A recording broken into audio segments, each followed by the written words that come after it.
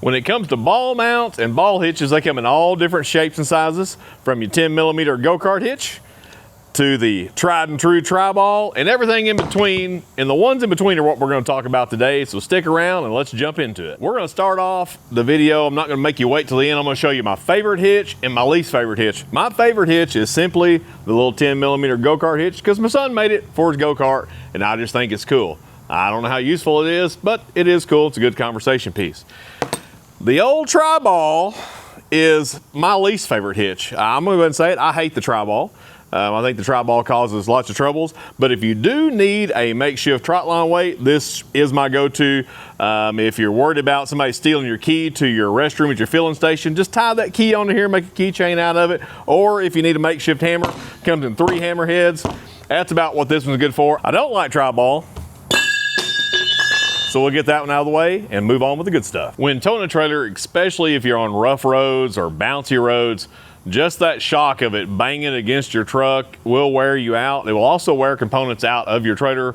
So if you tow a lot down the road and you experience that, I do recommend looking at a hitch that will absorb some of that push and some of that shock. We're going to show you several of those today. If you're looking for something simple that's not too heavy, kind of slimline, it actually looks pretty good, is the Curt Rebellion XD. This is in the 15,000 pound setup. They do offer it in a 20K as well. 2-inch ball and 2 5/16. Has a drop with multi-positions, so if you're pulling multiple trailers, you can adjust it to get it just right. And it will, through this mechanism here, it will just take that shock out when your trailer is trying to beat you to death going down the road. And that's one thing that aggravates me, especially, you know, on some cargo trailers, or maybe you don't get a load just right. You go to a big box store to get that pallet of concrete or mulch, and they don't get it set just right, and it's just a rough ride home, and you get car sick. So I really like shock absorbing hitches, and like I said, we're going to cover several today, and I'm not going to show you my favorite of any of these because they do have different applications for different setups, and that's where you need to take a look at all of them and just see what your needs are to help you pick. So I really like this hitch. Like I said, again, it just works off this cushioning mechanism here in the middle, and it will just help keep you from jarring your teeth. If you don't need weight distribution or anti-sway, this will be a good option, but if you're needing anti-sway or weight distribution, you're going to have to look at something else. So we're going to move over to the shocker. This is a shocker Impacts Max. This is a 20K hitch. So with this hitch here, again, it's simple. It just has a shock cushion here at the top. It works similar to the Curt, but with this hitch, you do get several options. As far as weight, again, it's not crazy heavy. You have some different shank sizes. You have multiple options when it comes to the ball. So you can get this with 2 5/16 and a 2-inch combo. You can get a drawbar set up on here. You can get a pintle set up on here. You also can get anti-sway on this. So if you have a trailer that maybe doesn't need a weight distribution, you have a smaller travel trailer that you're pulling, but you're getting a little bit of sway in there and you don't feel comfortable, you can get this set up that has the anti-sway option for a single or dual anti-sway bars on there that may be helpful for you going on the highway, just to help control your load and also to take some of that shock out of it. Shocker does make, I don't have one here to show you, but if you are needing it in an anti-sway, they do make one that does have the airbag for anti-sway and for weight distribution, so you can check that out as well. But it's a nice hitch. Shocker's been around, very familiar with these, and that's all I'm going to show you today. Ones that I'm familiar with, that I see in the field, that I've used personally, and not here to knock any of them, not really comparing one that's better than other. I think they all have a purpose, and your purpose may be different than mine, so just kind of highlight some of the ones that I know of. So before we move on to the next 2 heavy-duty hitches, something I do want to cover, we have a Curt standard 2-inch drop, 2-inch shank, run-of-the-mill everyday hitch, and there's absolutely nothing wrong with this. If you're pulling a small trailer, you don't need shock absorption, you're just running around doing your errands, there's nothing wrong with this hitch. Here's what I see though. Somebody will come in, they'll buy a large bumper pull trailer, say with 2 7K axles on it and even larger. A 2 5/16 ball will fit in this. So a 10,000 pound or a 12,000 pound 2-inch ball will fit into this. Here is the problem with this. With the 2-inch drop, 2-inch shank, this hitch is rated for 7,500 pounds.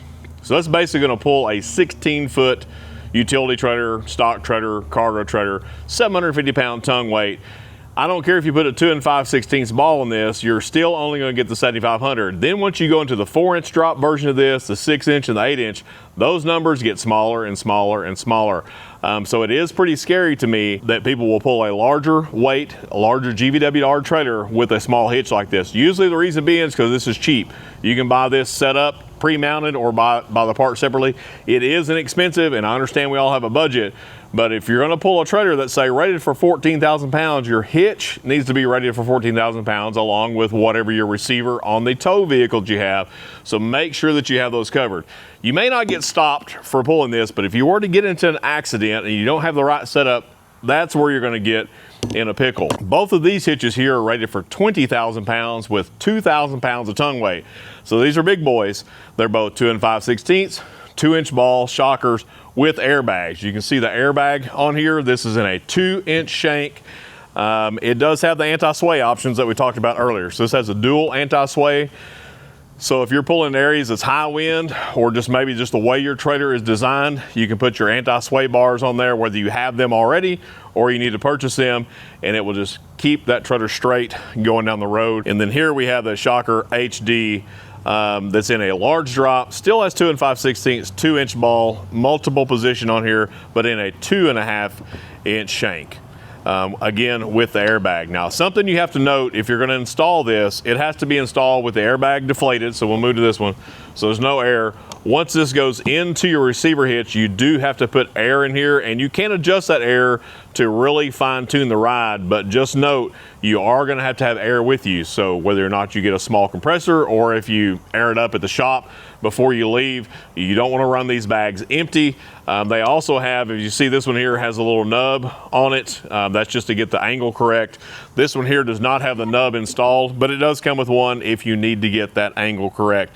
So basically what this does, this bag will go up against the underside of your hitch. It will put pressure on there and it will take that shock out.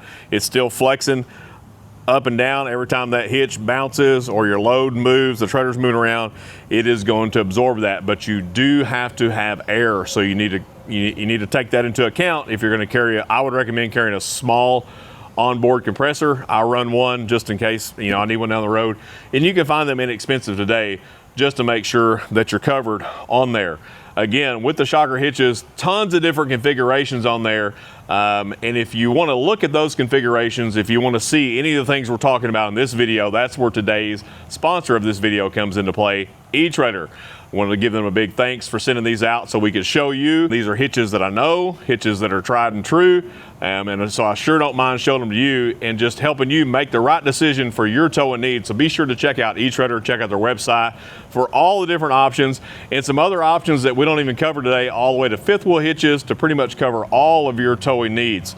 So that's the Shockers. I'm going to move on to the next one. This next one's heavy, but it's a beast. If you're not familiar with Gen Y hitches, be sure to check them out on eTrailer for all the different configurations they have. We have here the Boss. It's a 16K hitch with a 1,700 pound tongue weight on it. Now I will tell you, this is not your grandma's hitch. If you're gonna have to pull this thing in and out every day, you're probably not gonna like it because it is heavy. If you pick this up wrong, it will make your kids born naked. So I'm just gonna be up front with you, but it is built like a beast.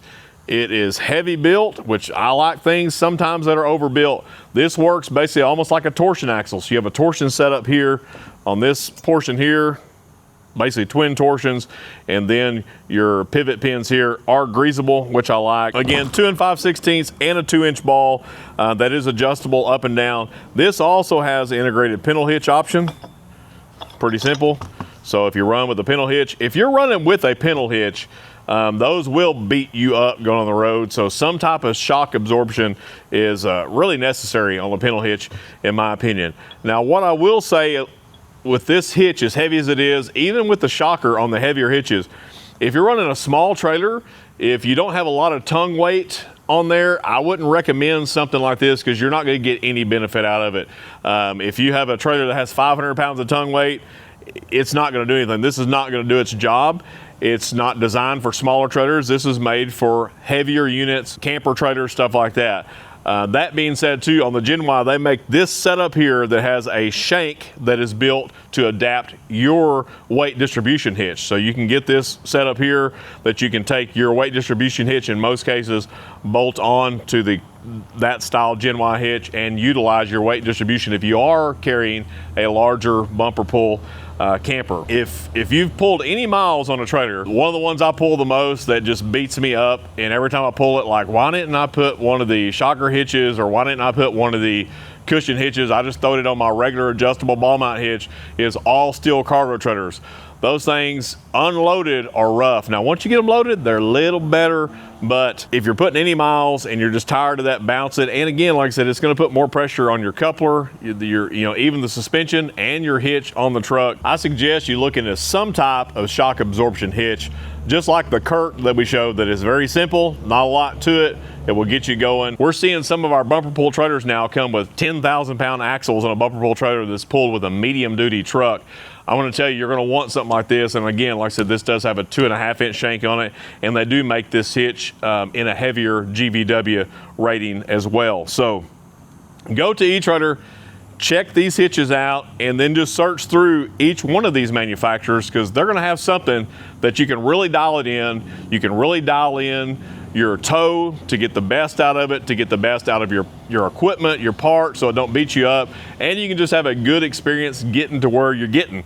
From travel trailers to cargos, bumper pull horse trailers, and equipment trailers. In our area, heavy equipment trailers is kind of the norm for us, and there just seems like they're getting heavier and heavier with skid steer trailers and, like I said, dump trailers. So shock absorption, I think we're going to see a lot more of it.